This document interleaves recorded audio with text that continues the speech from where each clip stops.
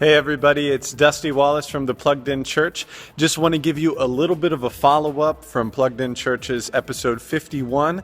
Eric and I told you we would give you a look at our lighting rig. So I'm here at the church that I'm the worship director at, Quest Community Church in Westerville, Ohio, and I'm going to give you a quick overview of our lighting system. All right, this is what you would see walking into the main doors in our worship space.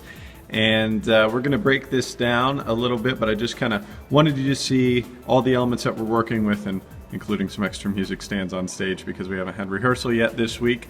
But first, let me take you over to our light board itself. Our light board is actually an ETC Ion console. It does a lot of great work. It works just as well with your typical incandescent fixtures as well as the LED fixtures that we were highlighting on the show. So if you look up here, these wheels are all about different things that the LED fixtures can do, as well as some of our intelligent fixtures. So colors and gobos and how they move and such are all controlled by these when you're setting cues, or you can use them live. And I typically set up a cue sheet for everything in our Sunday morning services.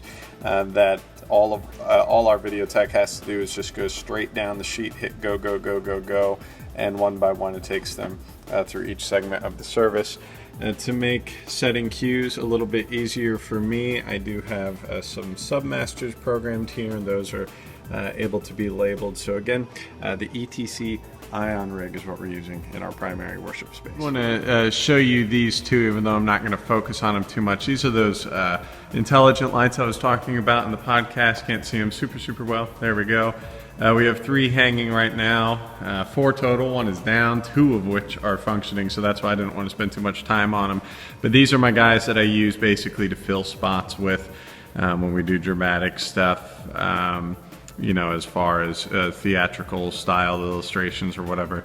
They get used quite a bit, but otherwise, since they are older fixtures and hard to fix, I do use them sparingly, if you will. So again, those are Comar ProSpot LXs. All right, let me tell you what you're seeing behind me, which is our catwalk rig. That is our front of house lighting. We do also have a couple of auxiliary light bars in the back farther over the audience. Those are actually just used for our stairs. We just have source 4s on there for those. So let me again just start with the catwalk. Just like I mentioned, I use a combination of Parkans and source 4s, or Licos, or ellipsoidals, whatever you'd like to call them. The first one is that first ellipsoidal, that smaller lens flare you see there. The middle 2 are then Parkans with barn doors doing some flooding. And again, the ellipsoidals all have skin tone diffusion filters in them. And then another source 4, another can, another source 4, another can.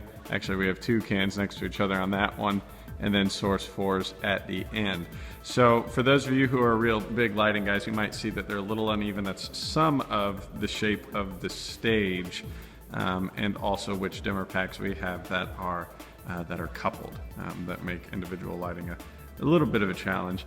Can't see it too well, but in the back, kind of over that second drop, we do have auxiliary bars that I have set up right now that are just taking care of the steps. Right now we're looking at the overhead rig. You'll notice towards the bottom of your screen there are some can lights. Those are actually pendant lights that are part of the architecture of the church, and I use those kind of to help wash the floods. But you'll start seeing the most different types of fixtures right now on this bar. So going from left to right, we have Parkan LED color palette by Chauvet, Source 4, Fresnel. There's actually another source 4 that's supposed to be on there, but is out on the end, and then Parkan and Chauvet color palette. So the Chauvet color palette gives me my starting point when I'm setting the cues to help wash the stage in the same color that I'm washing the walls and the scrims. So let me go ahead and show you those next. Probably noticed in the first, or the earlier clip rather, that there is 2 sets of scrims on stage, and we actually made these some 2x4s and some nice white cloth from Joann's. But what we have in them is actually just a Chauvet color strip. Same idea, 3-bank. Now it's queued up to give light purple. And then on the back we actually have some particle board that's coated in like a white lacquer, and you could get that at Home Depot, and it helps reflect the light. And then the strip is actually down at the bottom, so we have it able to move, so we could adjust the DMX channeling if we need to. Supported by one center leg, and you can't tell because of the Kungas, but there is a weight on it to counterbalance, and it's the same setup that's over on this side. While I'm at it, I'm just going to go ahead and keep on going and show you some of the extra fixtures that we have, if you will. Extra was not a good choice of words, but you know what I'm talking about. Back behind those wooden pallets, there is a little bit of storage, and I do have another color strip shooting up the wall there. And then over our baptismal, like I told you in the podcast, we have just kind of some crazy catacombs and ceiling pieces here. This lamp is actually one of those Edison bulbs that Eric and I were talking about. This was actually used as a pastoral sermon illustration, so that's why it's still sticking around with us for the rest of this sermon series. Here in the back of the wood panels, this is probably one of my favorite things we've done in the last year is add these. And again, we built these panels ourselves, built them like flats, and did just like a nice cherry finish on them. And then all that's on here, just some clip lamps. On each one of these, just some clip lamps shining down, give it some architectural lighting. You'll see that there's a par can hanging up there that actually shines down into our baptismal.